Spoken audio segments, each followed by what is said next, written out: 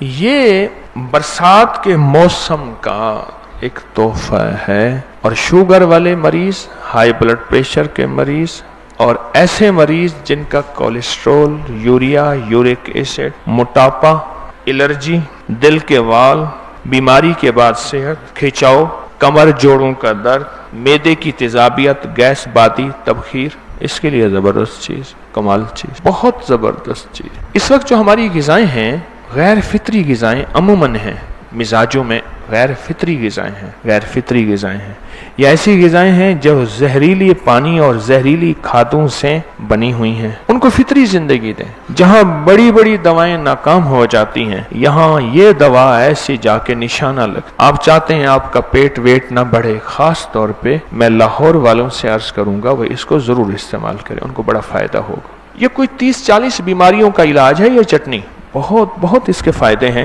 اور ابکری میں کئی دفعہ چھپ چکا ہے اس کا ٹوٹکا نسخہ، اور کئی دفعہ اس کا فائدے چھپ چکے ہیں، کئی بار چھپ چکے ہیں۔ آپ میں سے کسی نے آزمائی ہے چٹنی؟ نہیں آزمائی ہوگی، آپ نے نہیں آزمائی، اب انشاءاللہ آزمائیں گے۔ کیا کریں؟ اس کو اکٹھا بنا لیں، طریقہ میں بتاتا ہوں۔ اکٹھا بنا کے نا اس کی کیوبز بنا لیں، یہ جو جس میں برف جمانے والی نہیں ہوتی، یہ چھوٹی چھوٹی، یہ سانچے کہوں میں، فریج میں اس میں بھر کے رکھ دیں، فریج میں رکھ دیں۔ ایک نکالا، اس کو گھولوایا، اور چٹنی اس کی کھانے کے ساتھ کھا لی یا ایسے کھا لی، بہت ذائقے دار چیز بھی ہے۔ میرے تو منہ میں پانی بھر آیا۔ آپ چھپانا چاہیں چھپا لیں، آپ نیچے بیٹھے، میں تو نہیں چھپا سکتا، بہت کمال چیز ہے۔ چٹنی میں سبز پودینہ، ادرک، اناردانہ اور لہسن، بس 4 چیزیں، سبز پودینہ، ادرک، اناردانہ اور لہسن، یہ چاروں چیزیں ہم وزن لے کر ان کو خوب پیسیں، گرائنڈ کر لیں، بلینڈر میں پیس لیں۔ بعض اوقات وہ ڈول اور بالٹی کا گرائنڈر ہوتا ہے، اگر اللہ توفیق دے تو وہ کر لیں، اگر اللہ توفیق دے تو وہ بنوا لیں، ورنہ چھوٹے چھوٹے ہوتے ہیں اس میں پیس لیں۔ پودینہ دیسی ہو، ادرک دیسی ہو اور لہسن دیسی ہو اگر مل جائے اور نعمت ہے، اور اناردانہ، ان کو خوب کوٹیں، ہلکا سا پانی ڈالیں، ان کو بہترین بنا کے ان کو سے پڑھ کے ان کے منہ سے سنا اور سن کے آیا، اور آ کے ان سے کہنے لگا کہ وہ جو دعا ہے اس کا نام حزب البحر ہے۔ اب واقف یہ بھی نہیں تھے۔ انہوں نے وقت کے صلحاء بزرگوں سے کے سامنے بات کہی تو انہوں نے کہا ہاں بالکل ہے، حزب البحر دعا ہے، اور وہ حفاظت کی دعا ہے، اس میں بڑی طاقت ہے، اس میں بہت زیادہ تاثیر ہے، اس میں رزق دولت ہے، اس میں مسائل مشکلات کا حل ہے، اس میں ناکامیوں اور قرضوں کا حل ہے۔ انہوں نے اس کے بہت فائدے بتائے۔ اب کیا کیا کہ ان جو حاسدین تاجر تھے، انہوں نے بھی کچھ بندے بٹھائے اور ان کو کہا کہ حزب البحر پڑھنا شروع کر دیں ہماری حفاظت کے لیے، ہماری حفاظت کے۔ انہوں نے بھی پڑھنا شروع کر دی، لیکن ان کی حفاظت نہ ہوئی اور اس کی حفاظت ہوتی رہی۔ اب انہوں نے تحقیق کی، بہت زیادہ تحقیق کرنے کے بعد جس نتیجے پہ پہنچے کہ بصرہ کے جو تاجر تھے، اس تاجر کی جو جماعت تھی، ٹیم تھی، وہ حزب البحر پڑھ رہی تھی، حزب البحر پڑھ رہی تھی۔ ان نے اتنے زیادہ اخلاص خلوص سے، اتنا زیادہ اخلاص خلوص سے حزب البحر پڑھا کہ وہ حزب البحر کے عامل بن گئے، اور اتنے اخلاص توجہ سے پڑھا اور اتنا درد اور گمان سے پڑھا، وہ عامل نہیں کامل بن گئے۔ انہوں نے پڑھا مقابلے کے لیے، انہوں نے پڑھا اخلاص کے لیے۔ مقابلے اور اخلاص میں بڑا فرق ہے، بہت فرق ہے۔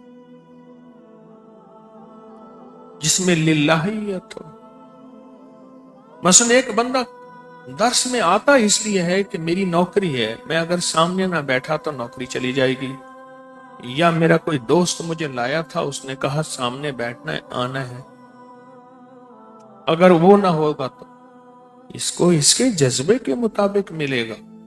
اور ایک وہ ہے جو سچے جذبے کو، سچے عزم کو اور سچے ارادے کو لے کے آیا ہے، اس کو اس کے مطابق ملے گا۔ ساری دنیا کے سامنے اپنے جذبے چھپا سکتے ہیں، اللہ سے تو جذبے نہیں چھپا سکتے۔ सारी दुनिया के सामने अपना रूप छुपा के बहरूप बना सकते हैं। अल्लाह तो असल देखता है, अल्लाह की नजर तो सच्ची हकीकत पे है, सच्ची हकीकत पे, दिल के अंदर है।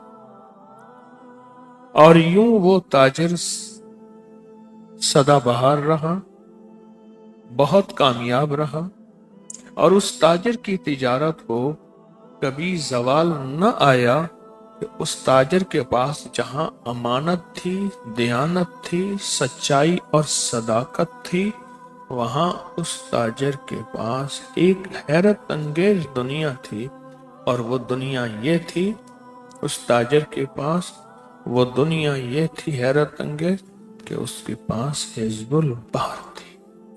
और वो हिज़्बुल बहर खुद भी पढ़ता था, और वह हिज़्बुल बहर के लिए उसने फुकरा दरवेशों की एक टीम जमात रखी थी, जो दिन रात हिज़्बुल बहर पढ़ते थे, और जिनके हिज़्बुल बहर से हमेशा आफात, बलाएं, मुसीबतें, परेशानियां, नाकामियां, तकलीफें और हादसात टले रहते थे, और ये उन हादसात से बचा रहता था। दूसरा वाकया उस किताब में, इस किताब बेचने वाले ने पढ़ा, वो भी सुन ले। कहा एक शख्स के खजूर के बाग था, खजूर के दरख्त थे, खजूर का बाग था और खजूर के दरख्त थे। वो बाग उसके दादा ने लगाया था, वालिद ने सारी उम्र उस खजूर के बाग को, ये भी बसरा का वाकया है, खजूर के बाग को सारी उम्र सींचा था, और इसने भी उसकी खिदमत की थी। इसने महसूस किया कि खजूर के दरख्त खड़े खड़े गिर जाते थे, जल जाते थे, खुश्क हो जाते थे, जबकि आज तक ऐसा नहीं हुआ। 2-2.5 सालों के अंदर उसके खजूर का बाग चौथाई रह गया। यानी अगर 1000 खजूरों के दरख्त थे तो चंद रह गए, और बाकी सारे जल गए और खुश्क हो गए। बाकी सारे जल गए और खुश्क हो गए। कहा यह परेशान था, माहिरीन को बुलाया, उन्होंने जमीन देखी, मिट्टी देखी, पानी को देखा, और उसकी जो खिदमत गुजारी दरख्तों की होती थी वो सब देखा। पर उन्हें समझ न आई ये खजूर का दरख्त क्यों मरता जा रहा। हालांकि उसके साथ में और खजूर के दरख्त बसरा में थे। बसरा खजूरों की वजह से मशहूर है पूरी दुनिया में।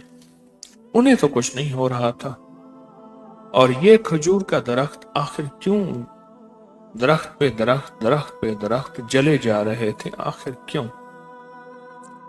ये चीज उसके लिए बहुत ज्यादा तशवीशनाक थी, उस खजूर के दरख्तों के मालिक के लिए बहुत परेशान कौन थी। इसने मन्नत मानी कि या अल्लाह, अगर मेरे ये खजूर के दरख्त फिर से जिंदा हो जाएं, तरोताजा हो जाएं, मैं पूरे 11 साल ये खजूर की फसल गुरबा मसाकीन पे खर्च करूंगा, या सिर्फ मेरे घर वाले खाएंगे। मैं इसको हरगिज नहीं बेचूंगा। अल्लाह को इसकी तदबीर और सबील निकाल दे। पूरे 11 साल मैं इसका फल, खजूरें गुरबा मसाकीन फुकरा पे खर्च करूंगा, खुद खाऊंगा, बच्चे घर वाले, बिल्कुल फरोख्त नहीं करूंगा। इसने रो रो के अल्लाह से मांगा, रो रो के अल्लाह से। 3 दिन ही नहीं गुजरे थे कि कोई एक फकीर परदेसी आया और आके कहने लगा कि क्या इस बाग में कोई रहने की कोई चटाई मिल जाएगी। मैं फकीर परदेसी हूँ, मैं मदीने का मुसाफिर हूँ, मदीना जा रहा हूँ, फला मुल्क फला वतन से आया हूँ। सफर करते करते मैं चाहता हूँ कि कुछ दिन बसरा में गुजारूं। औलिया सालेहीन का शहर है, ख्वाजा हसन बशरी, हजरत राबिया خواجہ حسن بصری حضرت رابعہ بصریہ کا شہر ہے اور بڑی ہستیوں کا، میں کچھ دن یہاں گزارا۔ انہوں نے اجازت دے دی۔ جب انہوں نے اجازت دے دی، کہا وہ فقیر سارا دن ایک ورد پڑھتا تھا۔ پھر اس نے کیا کیا، گٹھلیاں سامنے رکھ کے اس ورد کو پڑھنا شروع کر دی۔ کہا یہ حیران ہوتے تھے یہ فقیر کیا کرتا ہے، باغ میں بکھری ہوئی گٹھلیاں اکٹھی کرتا رہتا تھا۔ کہا کہ وہ 2-4 دنوں کے اندر بہت سارا ڈھیر بن گیا اور اس ڈھیر کو دیکھتے ہوئے پڑھتا رہتا۔ مسلسل 11 دن اس نے دن رات پڑھا، تھوڑا سا لیٹ جاتا تھا رات کو، دوپہر کو تھوڑا سا کیلولا کر لیتا تھا، سوکھی روکھی گری پڑی کھجوریں کھا لیتا تھا، پانی کے گھونٹ پی لیتا تھا، ان سے کوئی کھانا نہیں مانگتا تھا، اگر کوئی دے دیتے تو خاموشی سے بسم اللہ پڑھ کے کھا لیتا تھا، الحمدللہ پڑھ کے۔ 11 دن مسلسل ان گٹھلیوں پہ اس نے پڑھا، اور پڑھتے 11 دن کے بعد اٹھا، ان گٹھلیوں کو جھولی میں ڈالا، اور جو پودے خشک ہو چکے تھے ان کی جڑوں میں 2-4 گٹھلیاں ایسے ڈالتا جا رہا تھا، اور وہ وظیفہ پڑھتا جا رہا تھا۔ نامعلوم کیا ورد تھا، کیا وظیفہ تھا۔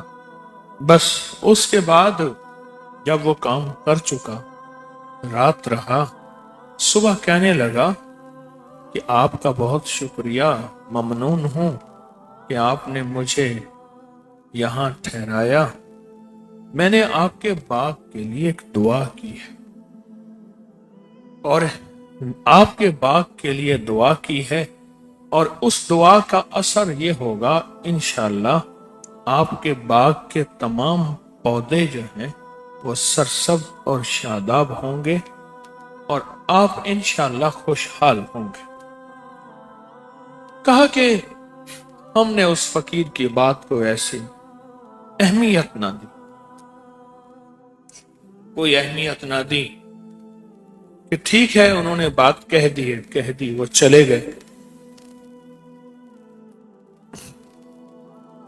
کہنے لگے کہ میں مدینہ منورہ جا رہا ہوں، اب باقی زندگی وہیں گزاروں گا، بقی میں قبر بنواؤں گا اور کملی والی کی چھاؤں میں رہوں گا، بس میں مرنے جا رہا ہوں۔ یہ پہلے عمومی رواج تھا کہ لوگ مدینہ منورہ چلے جاتے تھے، زندگی کا باقی حصہ وہیں گزارتے تھے، اور پھر وہیں قبر بن جاتی تھی بقی میں، اہل بیت کے ساتھ، امہات المومنین کے ساتھ، کملی والی کی بیٹیوں کے ساتھ، صحابہ کے ساتھ بقی میں۔ کہا کہ اس کے جانے کے کچھ ہی دنوں کے بعد ہم نے دیکھا کہ مری ہوئی کھجوروں سے سبز شاخیں نکلنا شروع۔ حیران کہ دنیا کے جتنے بھی کامیاب لوگ تھے جو کھجوروں کا علاج کرتے تھے، تدبیریں ان کے پاس تھیں، وہ نباتات کے معالج تھے، وہ ناکام مایوس ہو گئے۔ جیسے ہمارے ہاں کہتے ہیں کہ کوئی وائرس ہے جو درخت کو ختم کر دیتا ہے، کھڑا درخت خشک ہو جاتا ہے، تاکہ وہ کھجوریں ایسے سبز ہونے لگی اور ان کی شاخیں نکلنے لگی۔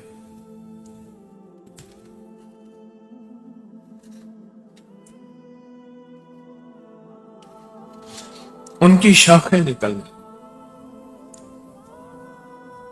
کہا کہ مالک بڑا حیران، روز اٹھ کے صبح دیکھے کہ اس کھجور سے شاخ نکل آئی، باقی اتنی رہ گئی، اس سے نکل آئی، حتیٰ کہ بظاہر جو کھجور مردہ ہو چکی تھی، جس کے بارے میں گمان اور خیال ہی نہیں تھا، وہ بھی سرسبز اور شاداب ہونے لگے۔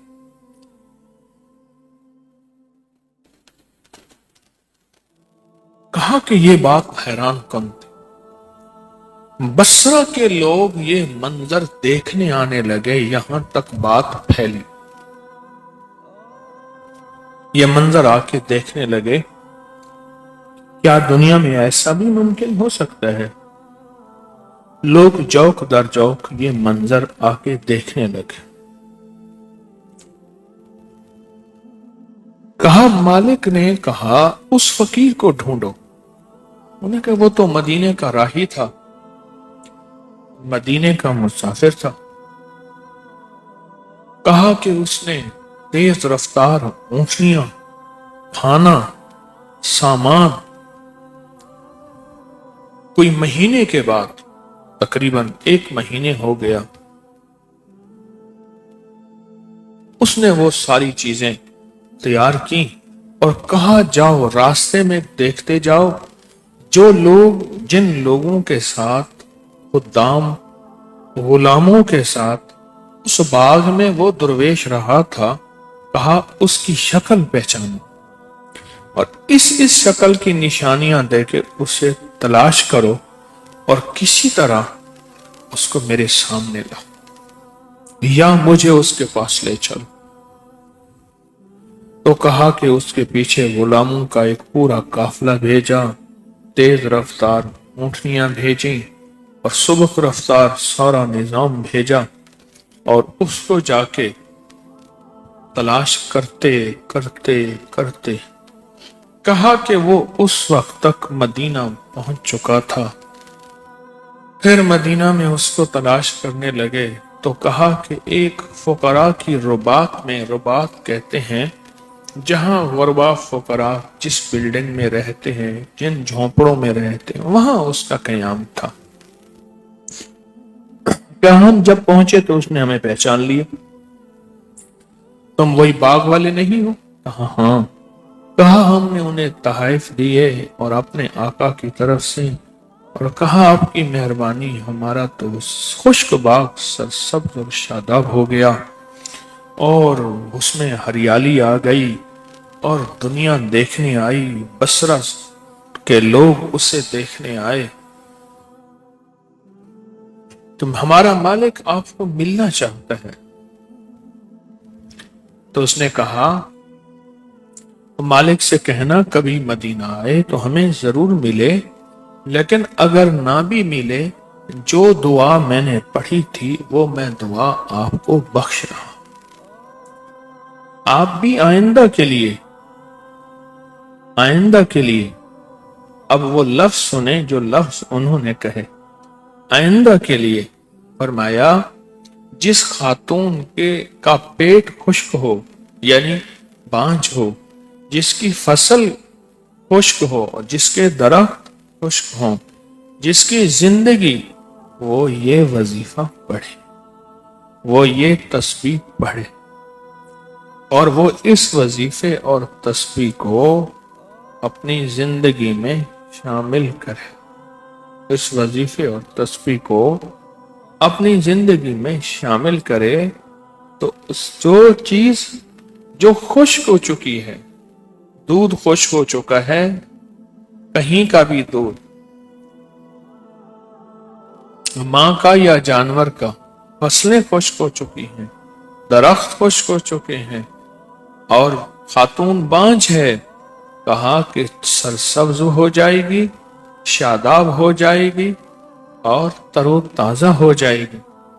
اور پھر انہوں نے کہا، اس درویش نے کہا یہ دعا مجھے حضرت خضر نے سکھائی تھی، حضرت خضر نے سکھائی تھی اور حضرت خضر نے فرمایا تھا یہ دعا میں نے شیخ ابو الحسن سے لی تھی، شاذلی رحمت اللہ علیہ سے، اور کہا کہ پھر یہ دعا حضرت خضر فرماتے ہیں میں نے براہ راست حضور سرور کونین صلی اللہ تعالی علیہ وسلم سے بھی لی تھی، لہٰذا مجھے یہ حضرت خضر نے سکھائی تھی اور میں نے ان سے سیکھی تھی۔ جاؤ جب بھی کوئی پریشانی، کوئی مشکل، کوئی الجھن ایسی ہو جس میں تم سمجھتے ہو کہ میری زندگی میں کوئی راحت نام کی چیز نہیں، اس دعا کو دیوانہ وار پڑھنا. یہ لفظ کہا دیوانہ وار پڑھنا. تمہاری مشکل بھی حل ہو جائے گی، تمہاری الجھن بھی دور ہو جائے گی، تمہاری ناکامی بھی ختم ہو جائے گی. اس کتاب میں ایک اور واقعہ جو اس کتب فروش کی دلچسپی کا ذریعہ بنا اور واقعہ تھا. کہا کہ ایک غریب آدمی تھا جو دریائے نیل کے کنارے رہتا تھا اور بہت غریب تھا، فقیر تھا. کہا اس کے پاس ایک بھیڑ تھی. وہ اسی بھیڑ کو پالتا تھا، اس کا دودھ پیتا تھا. بس اس کا سارا سرمایہ وہی تھا، سارا سرمایہ. ایک دفعہ بارش ہو رہی تھی. کہیں سے اس نے سنا تھا کہ بارش کے دوران دعائیں قبول ہوتی ہیں. کہا کہ بھیڑ کے بھیگے بالوں پہ ہاتھ پھیر رہا تھا، ایسے ہاتھ پھیر رہا تھا اور اس کے اوپر سے پانی ہٹا رہا تھا اور اللہ سے کہہ رہا تھا، یا اللہ کوئی ایسا ہو سکتا ہے جتنے اس کے بال ہیں اتنی مجھے بھیڑیں دے دے. ایسے ہاتھ پھیر رہا تھا اور ہاتھ پھیرتے ہوئے دعا کر رہا تھا کہ یا اللہ کوئی ایسا ہو سکتا ہے جتنا اس کے بال ہیں اتنی مجھے بھیڑیں عطا کر دے.